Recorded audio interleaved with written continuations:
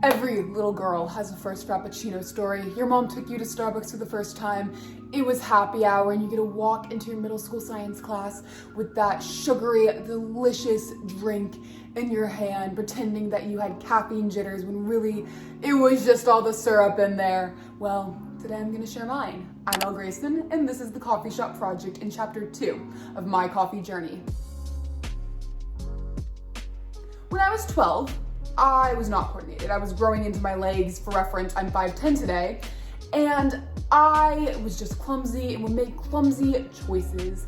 I jumped off of a rock climbing wall.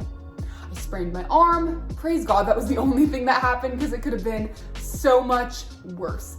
But when I had my arm sprained, my dad and I were going through the drive-thru on the way to my little friend's house, and he was like, "It's Frappuccino happy hour. It's buy one, get one free. You should try one."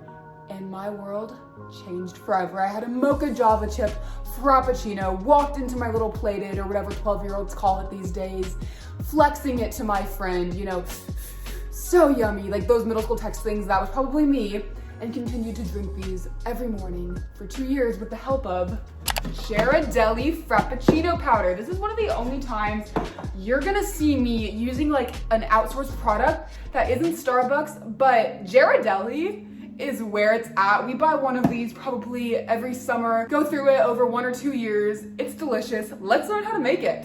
You're gonna wanna start by measuring all your ingredients. I've done that over here, and then you're gonna want to get a blender. I'm just using these little like Vitamix blender bullet cups to make it a little bit easier, and we're gonna start by dumping all of our ice in there. And I'm actually gonna do it by hand because if I just tried to pour this, I'm still kind of clumsy and it would spill.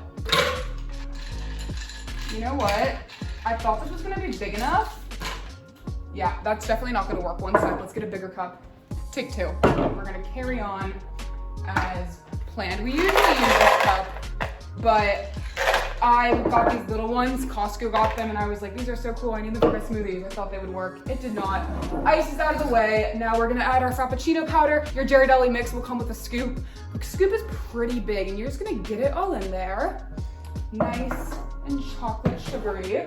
And then you're gonna top it off with some milk or water. I choose milk for the cream. And then they say you can add mocha chips as an option. I'm not gonna do that because I hate how it gets stuck in the straw, but I am gonna add 2 espresso shots because I need more caffeine than the average person.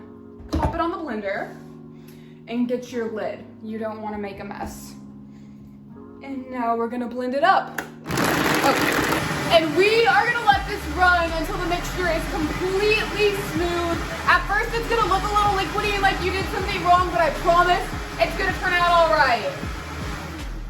Okay, I think we are there. It's a good texture, doesn't look icy or chunky. And now we're gonna pour to serve. And this is going to make more than one Frappuccino unless you need a lot that day, which I had those days. And these Frappuccinos bring me back to a very specific day in middle school where, at the ripe young age of 13, I decided that I needed a better caffeine fix. And my mom lived down the street from the school. So she was like, "Elle, I'll bring you a Frappuccino." And she brought them to me and all my little friends and everyone was like, "Yay, Elle." And now we get to say, "Yay, Elle" again with these delicious Frappuccinos. So nostalgic, so delicious. Got a little bit of a brain freeze there, but this was a fun trip down memory lane. I hope you enjoyed learning how to make a Frappuccino. I hope you can bring it into your summer drink lineup. And if you enjoyed this video, subscribe down below because I still have 6 more chapters in my journey. Bye guys.